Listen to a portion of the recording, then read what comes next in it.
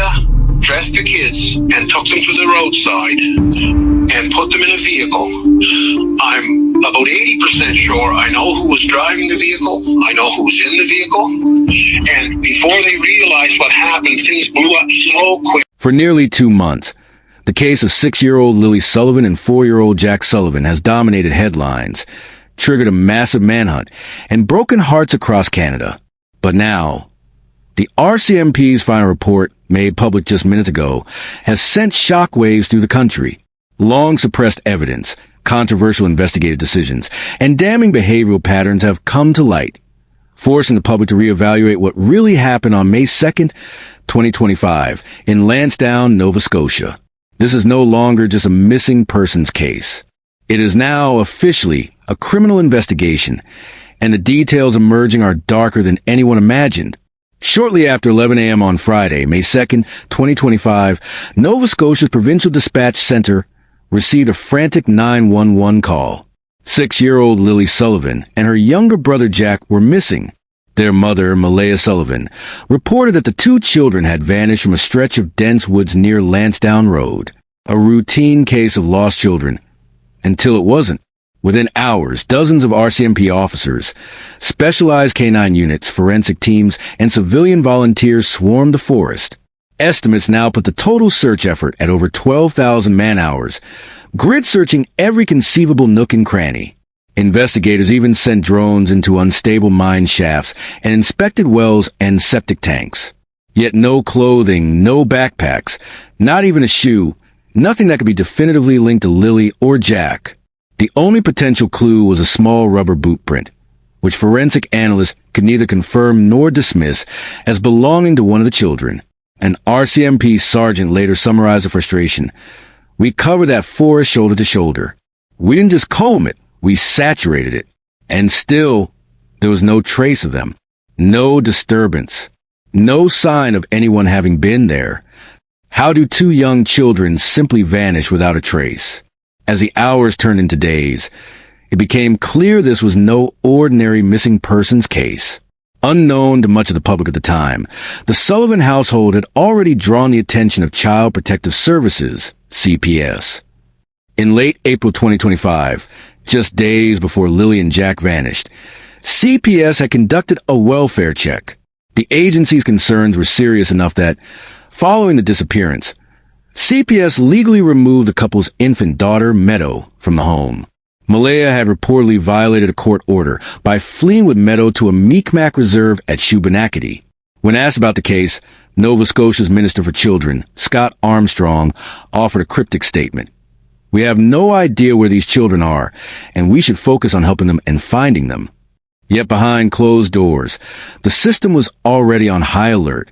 An RCMP major crime unit was activated almost immediately, an extraordinary move for an initial missing persons report. Such units are normally reserved for homicides and other violent crimes, signaling that investigators suspected foul play from the outset. As the public search wrapped weeks without result, the stress fractured relationships inside the Sullivan family. Malaya Sullivan, the mother, suddenly vanished from public view. She deactivated social media profiles, blocked her own stepfather, and refused repeated requests for interviews. Her silence fueled rumors of guilt and evasion. Daniel McKenzie, Malaya's on-again, off-again partner and the children's stepfather, took to social media with posts alternating between desperate pleas, "Bring my babies home," and chilling threats, "Meadow and I will visit you in prison." His erratic behavior raised eyebrows and suspicion. Cody Sullivan, who had not lived with the children for over 3 years, was interrogated by police for 90 minutes in a stationary vehicle. He emerged emotionally shaken, asserting he had no involvement, and was later told he was no longer a suspect. Yet his criminal record, multiple provincial court cases dating from 2021 to 2025, cast a long shadow. Tensions boiled over into physical altercations among relatives. One cousin reportedly confronted Daniel in a heated backyard fight, accusing him directly of wrongdoing. Another relative bluntly told police, "Malaya knows what happened," suggesting insider knowledge. For weeks, the only public timeline placed the family in the woods on the morning of May 2nd. Then, In a June update that barely registered at first glance, the RCMP dropped a bombshell. Lilly and Jack were last seen on surveillance cameras on May 1st at 2 p.m. Footage from a plaza in New Glasgow captured Malaya, Daniel, and all 3 children together, 20 hours before the official missing persons report. From 2 p.m. on May 1st until Malaya's 911 call around 3 a.m. on May 2nd, there exists a complete and still unexplained gap. Why did Malaya wait so long to report the disappearance? What transpired during those critical 20 hours? Investigators have confirmed that messages and phone logs from that window are now at the center of their probe. As the truth trickled out, one RCMP decision became particularly controversial. No cadaver dogs were used in the initial searches. Cadaver dogs, specially trained to detect human remains, even those buried or submerged, are considered invaluable in missing person cases with suspected foul play. RCMP sources later admitted the choice was strategic. Deploying cadaver dogs too early would openly signal investigators believed the children were dead. Officials maintained that keeping the scope to ground and canine general-purpose units allowed families to continue cooperating. But weeks later, under mounting public pressure, cadaver dogs were brought in for targeted searches. By then, however, civilian foot traffic in search areas had potentially compromised scent trails. The absence of early deployment remains a point of contention among search and rescue professionals and grieving families alike. Late in June, a video posted to social media by Darren Geddes, a second cousin of Malaya and longtime local excavation manager, sent shockwaves through the community. In an unedited 6-minute statement, Darren declared, with unwavering conviction, "The kids are alive. I am 1,000% sure. They are not in Nova Scotia anymore. They're being cared for by Malaya's native people." Darren claimed an unnamed, highly placed source, someone in the thick of the investigation, told him that Malaya, distraught over CPS threats to permanently remove her children, orchestrated a plan to spirit Lilly and Jack away. According to Darren, Malaya addressed the children, led them to a roadside undercover darkness, and placed them into a waiting vehicle. A few extended family members, believing they were helping protect the children from CPS, drove them away. Upon learning Darren was onto her plan, she panicked, grabbed baby Meadow, and fled to the Shubenacadie Reserve, where her lawyer's family has legal ties. Darren warned, "If I'm wrong, I'll expose my source." Whether hailed as a whistleblower or dismissed as conspiratorial, his testimony forced the RCMP to reckon publicly with the possibility that the children had been deliberately hidden, rather than lost or harmed. Just 7 minutes ago, the RCMP released a final case summary, an 18-page document that both confirms and deepens the mystery. After 12,000 hours of searching, no new trace evidence emerged. Surveillance footage cements May 1st as the last sighting, not May 2nd. The file has been upgraded from missing persons to a criminal investigation of concealment, obstruction, and potential child endangerment. Digital forensics now drives the probe, cell tower pings, phone GPS logs, email and messaging metadata, and financial transactions. Confirmed existence of prior CPS involvement was acknowledged, though details remain sealed by privacy laws. The report's release caused social media meltdown. True crime podcasters, amateur sleuths, and news outlets dissecting every line.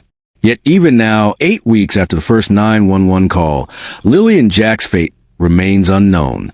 With physical searches exhausted, the RCMP's pivot to digital evidence is pivotal. Pings from Malaya's and Daniel's phones trace movement between May 1st, 1 p.m. and 5 p.m., but gaps persist. Daniel's SUV records show an unlogged trip at 4:15 p.m., just 2 hours after surveillance sighting. Text messages between Malaya and an undisclosed contact spike aggressively on the evening of May 1st.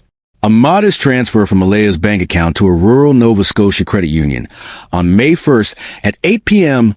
remains unexplained. Investigators believe these digital breadcrumbs, once fully decrypted and correlated, may reveal precise movements and communications, pointing directly to who knew what, when. As the RCMP pursues digital leads, public speculation has coalesced into 3 main theories. The first posits homicide and a cover-up. RCMP's initial focus on "did you kill them?" Polygraph questions support this scenario, and delay in reporting could be part of a deliberate concealment. The second embraces protective hiding. Darren's insider account suggests Malaya's fear of CPS prompted clandestine relocation to sympathetic relatives. The children may remain alive but hidden, potentially outside Nova Scotia jurisdiction. The third, more sinister, theory involves trafficking. Gaps in the timeline and unanswered questions fuel speculation of a network abduction, though no concrete public evidence supports it yet. Each theory carries its own set of moral and investigative implications. The RCMP's criminal classification signals they're exploring all avenues, especially concealment and obstruction rather than accidental disappearance. Community reactions reveal the emotional toll. Volunteers who spent weekends grid searching describe the woods as hauntingly silent. Normally lost children leave some sign, yet here was nothing. Neighbors recall seeing Malaya's house days before the disappearance. It looked like it had been abandoned, one said. Former CPS workers lament the lack of transparency. We knew there were issues, but our hands were tied once the children vanished. True crime forums and social media have become de facto town halls, armchair detectives sharing theories, poring over every available police statement and mapping potential escape routes. Yet amid the digital cacophony, one fact remains. No one outside law enforcement knows the full picture. According to the RCMP's closing remarks, all standard investigative avenues have been exhausted. This case will now proceed to the criminal justice system based on evidence of concealment and obstruction. We urge anyone with critical information to come forward immediately. Key upcoming actions include forensic analysis of all seized digital devices and communications, subpoenas to compel release of sealed CPS records, interviews with every family member, friend, and associate who had contact during that critical 20-hour window, and cross-jurisdictional cooperation if evidence points beyond Nova Scotia. The RCMP also indicated they're reviewing security camera footage from highways and ferry terminals, raising the possibility that Lilly and Jack may have been transported out of the province or even the country. For 8 weeks, the community held on to hope that Lilly and Jack would be found safe. The RCMP's final report, released just minutes ago, pulls back the curtain on suppressed evidence, flawed decisions, and a family's unraveling. From the moment search teams grid searched every inch of forest to the shocking insider confession by a besieged relative, this case has proven that protecting children can become entangled in fear, secrecy, and desperation. Now, with the investigation firmly in the realm of criminal inquiry, every digital clue, every bank transfer, every encrypted message could hold the key to locating these children. And though the truth remains shrouded, one thing is certain. Someone out there knows exactly what happened. If you have any information, no matter how small, please contact the RCMP Major Crime Unit immediately. The longer Lilly and Jack remain missing, the greater the risk to their safety. In this race against time, every second, every lead, and every tip could be the one that finally brings them home.